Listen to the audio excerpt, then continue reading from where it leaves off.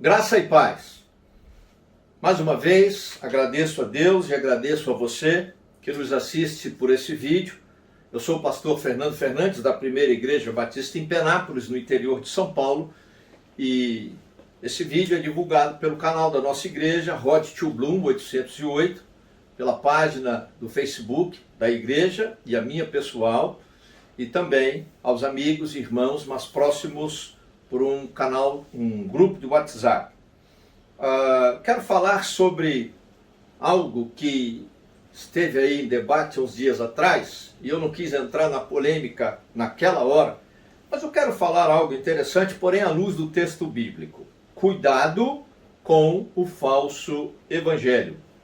Cuidado com o falso evangelho. Nós vamos ler a carta do apóstolo Paulo aos Colossenses, no capítulo 2, Colossenses capítulo 2, os versos de 1 a 5. Colossenses capítulo 2, os versos de 1 a 5. A Bíblia diz assim: quero que vocês saibam quanto estou lutando por vocês, pelos que estão em Laodiceia e por todos os que ainda não me conhecem pessoalmente. Esforço-me para que eles sejam fortalecidos em seu coração, estejam unidos em amor e alcancem toda a riqueza do pleno entendimento, a fim de conhecerem plenamente o mistério de Deus, a saber, Cristo. Nele estão escondidos todos os tesouros da sabedoria e do conhecimento. Eu digo isso para que ninguém os engane com argumentos que só parecem convincentes. Porque, embora esteja fisicamente longe de vocês, em espírito estou presente e me alegro em ver como estão vivendo em ordem e como está firme a fé que vocês têm em Cristo. Amém. Pois então, não faz muito tempo circulou aí nas redes sociais, na internet, virou notícia até em alguns sites evangélicos e não evangélicos de notícia, certa profetada de um profetalhão, uma mistura de profeta com espertalhão, de que o demônio ia andar pelas ruas e as pessoas iam morrer e que o mundo ia acabar. Era o caos. Não é a primeira vez que acontece isso. E não é a primeira vez que o profeta erra. Também como não é a primeira vez na história do cristianismo, em todos esses séculos, que alguém profetiza o dia e a hora de Jesus voltar, e graças a Deus cumpre-se a Bíblia que diz que nem o dia nem a hora a gente tem como saber, só o Pai no céu. Só podemos observar os sinais, e todos eles erraram. Pois bem, cada vez que acontece uma situação que gera problema, sofrimento, conflito, seja uma pandemia, seja uma guerra, seja uma peste, aparecem os profetalhões, esses profeteiros de plantão, com mensagens enganosas, porque a ocasião é própria, mas nós temos que ter muito cuidado. E é interessante observar, e eu escolhi esse texto depois de ouvir um argumento de que quem é realmente cristão, salvo em Jesus e lê a Bíblia, não entra nesse engano. Porque eu fiquei sabendo de pessoas que estavam desesperadas, ungindo as paredes da casa, outros queriam arrumar sangue de cordeiro para passar nos umbrais da porta, como se o sacrifício de Jesus na cruz, o Cordeiro de Deus que tira o pecado do mundo, não tivesse validade para o século 21 e por isso tivéssemos que voltar ao período do Antigo Testamento, lá no Êxodo, quando Deus deu a ordem ao povo de Israel de passar o sangue nos umbrais da porta, quando da última praga, a praga da morte dos primogênitos no Egito. Coisa de louco, coisa de gente que se conhece a Bíblia, é malandro, vagabundo, picareta mesmo.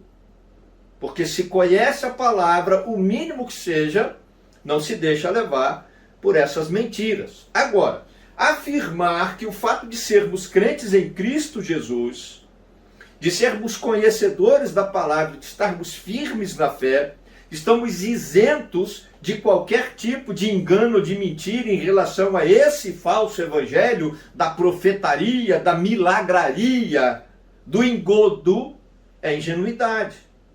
Nós temos que ter o entendimento bíblico daquilo que é ensinado para a igreja de Jesus Cristo e através do ensinamento das cartas do apóstolo Paulo e de todo o Novo Testamento, assim como da Bíblia toda, são verdades essenciais para nós e se aplicam ao nosso contexto. E aí eu olho esse texto, Colossenses capítulo 2, um livro maravilhoso, uma carta que eu amo muito, principalmente por toda a narrativa deste capítulo 2, que fala da vitória de Cristo na cruz contra Satanás. Eu pego esse texto nos versos de 1 a 5 para trazer pelo menos duas lições para nós evangélicos, cristãos, pessoas sérias, que não querem ser enganadas por esses profetalhões. Primeiro deles, uma vida cristã em ordem e a firmeza da fé em Cristo Jesus não nos isentam da possibilidade de engano. Por quê? Porque quando você olha o verso 4 e 5, está posto aí o fato. Olha, Paulo diz àqueles irmãos, e para nós hoje, eu digo isso para que ninguém os engane com argumentos que só parecem convincentes. Porque embora esteja fisicamente longe de vocês, Paulo, em espírito estou presente e me alegro em ver como estão vivendo em ordem. Eram pessoas que viviam em ordem, elas viviam de maneira digna, honesta, com bom testemunho do Evangelho, e como está firme a fé que vocês têm. Mas aí Paulo diz, apesar de ter uma vida digna do Evangelho, um bom testemunho e de terem firmeza na fé em Jesus, tem pessoas que podem enganar vocês com argumentos que parecem convincentes, mas não são. E daí entra esses profetas de plantão, na verdade, esses profetalhões de plantão, e se valem disso, principalmente num tempo como esse. Queridos, guarde uma coisa no coração: o excesso de zelo pode desembocar no fanatismo ou no rigorismo cego. O excesso de zelo na vida cristã pode desembocar na autojustificação, ou o que é pior, naquilo que nós chamamos em teologia de eugegese. Em vez do cara fazer a exegese do texto, extrair do texto a verdade a ser ensinada, ele coloca o que ele quer no texto. E aí, a maneira mais convincente dele fazer isso é trazendo uma palavra profética. O Senhor me revelou. O Senhor falou comigo. Não duvido de que exista o dom de profecias. Não é isso que eu estou falando. Eu creio nos dons do Espírito Santo, inclusive creio também no dom de profecias. Porém, penso e creio, e procuro viver dessa forma, que toda a palavra profética ou revelada que Deus dê a qualquer pessoa em nossos dias deve ser balizada pelo texto bíblico. O crivo de saber se a profecia é verdadeira e se o espírito do profeta, que deve ser testado, como diz o apóstolo João, é a Bíblia Sagrada, a palavra de Deus. Se não está na Bíblia, se não está na palavra, não adianta vir com argumento, por mais persuasivo que você seja, porque eu não aceito esse argumento, essa conversa, porque isso é mentira. A referência é a Bíblia Sagrada. Muito cuidado. Pessoas boas, pessoas que têm uma vida cristã digna, pessoas que vivem tementes a Deus e que têm firmeza na fé também podem ser enganados. Nós temos que estar ligados nisso. Outra coisa importante, outra lição é que o antídoto contra o engano dessas profetadas e contra a religiosidade distorcida é o próprio Jesus Cristo. Ah, não tem uma vacina que tem que tomar agora para gripe, ou para Covid-19, ou para tuberculose, para paralisia infantil? Tem um antídoto também. Tem, como dizer assim, o remédio para evitar o engano, que é o próprio Cristo. Observe o que Paulo fala nos versos 2 e 3. Ele diz: esforço-me para que os irmãos, eles, tanto os que conheciam quanto os que não, verso 1, ele diz: sejam fortalecidos no seu coração, estejam unidos em amor e alcancem toda a riqueza do pleno entendimento, a fim de conhecerem plenamente o mistério de Deus, a saber, Cristo. Eu me lembro até certa vez de uma pessoa que conversava comigo e falava de que o irmão na igreja tal fala em mistérios. Eu digo, bom, se ele fala o mistério que a Bíblia diz que é o mistério de Deus, aleluia. Mas se ele fala mistérios que nem ele consegue explicar, tem alguma coisa errada. Porque o mistério de Deus é Cristo. E esse mistério de Deus é o antídoto. É o escudo, é a proteção que eu e você temos para que esses espertalhões, profeteiros de plantão, não nos enganem. O conhecimento de Cristo, que é o mistério de Deus, que é revelado a mim, a você, a nós, a cristandade, a humanidade, pela Bíblia Sagrada. É esse o mistério, ou seja, é isso o Cristo de Deus, é essa pessoa que nos livra do engano, da profetaria, da religiosidade nominal, uma religiosidade mequetrefe, desengonçada, que corre atrás de qualquer palavra que diz profética e que não se cumpre. E Deus é muito bom, compassivo, misericordioso, porque se fosse no tempo do Antigo Testamento, esses profeteiros mentirosos todos já estariam mortos. Porque era assim que Deus tratava os profetas, e ele diz: quem falar o que eu não mandei, e quem profetizar o que eu não revelei, esse profeta morrerá. Mas Deus quer que eles se arrependam. E Deus espera que eu e você não sejamos enganados por esses espertalhões. Cristo fortalece o nosso coração. Cristo nos dá entendimento, discernimento espiritual. É Ele que nos dá sabedoria, tanto para a vida, para a existência, para a espiritualidade, para a nossa fé cristã, a fim de que não sejamos enganados por esse bando de espertalhões mentirosos que se dizem profetas e que são, na verdade, charlatões. Muito cuidado, muito cuidado. Toda seita tem o seu profeta, e graças a Deus, todos eles na história do cristianismo, desde o primeiro século, têm errado nessas profetadas produzidas pelo interesse do próprio ventre, como diz o apóstolo Paulo em uma de suas cartas. Queridos, amados irmãos e irmãs, cuidado com esse falso evangelho, cuidado com esse evangelho de profetaria, esse evangelho de milagraria, produzido por profetalhões, espertalhões, charlatões, mentirosos, homens que não querem o seu bem, mulheres que não querem o seu bem, mas querem explorar a fé das pessoas, explorar a religiosidade das pessoas. São anátemas e devem ser, por isso, rechaçados pelo conhecimento do mistério de Deus, que é Jesus Cristo. Podemos ser enganados? Sim, o texto bíblico, o apóstolo Paulo deixa isso claro, podemos. Devemos permitir ser enganados? Não. E como faremos isso para não sermos enganados?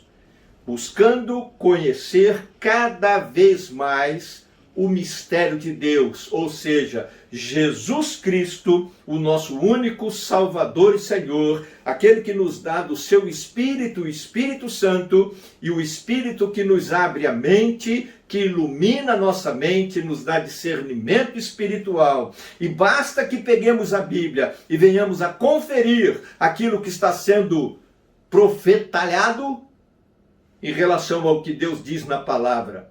E se não há base, se não concorda, se distorce a palavra, se acrescenta algo à palavra, devemos rejeitar em nome de Jesus, repreendendo esse espírito maligno que tenta enganar a mim e a você, que lutamos e que nos esforçamos para viver uma vida cristã em ordem, com firmeza de fé em Cristo Jesus. Eu quero orar pela sua vida. Querido Deus e Pai, tem misericórdia de nós.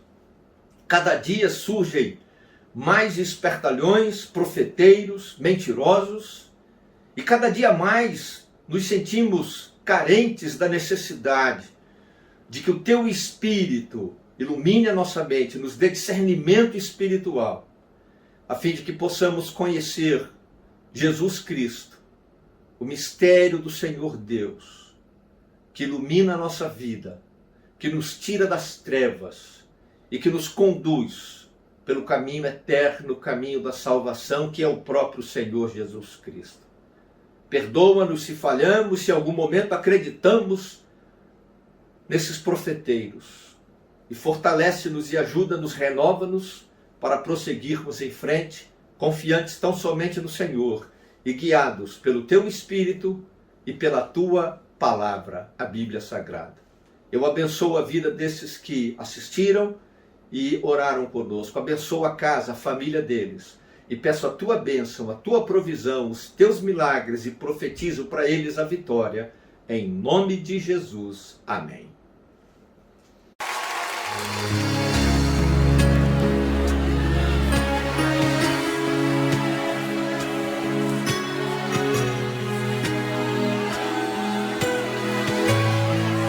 Oh, aleluia. Te adoramos, Senhor. O Espírito Santo é quem convence o homem da justiça, do pecado e do juízo. Juntasse meus pedaços, do fardo meu fracasso levou sobre si.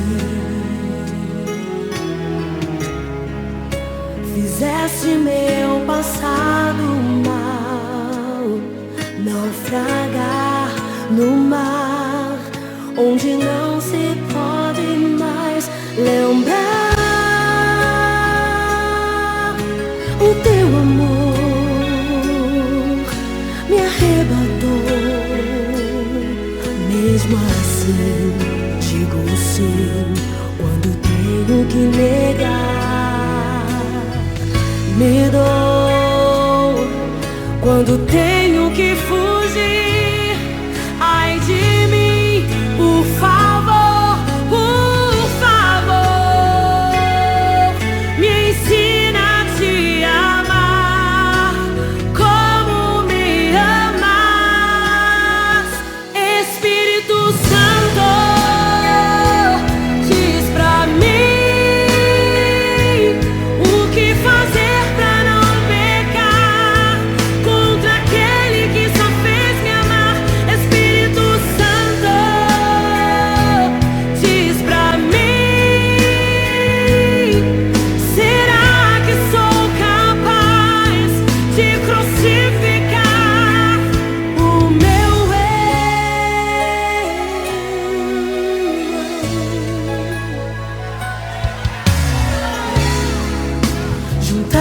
meus pedaços, meu fardo, meu fracasso levou sobre si. Fizeste meu passado mal naufragar no mar, onde não se pode mais lembrar. Teu amor me arrebatou. Mesmo assim digo sim quando tenho que negar. Me dou quando tenho que fugir.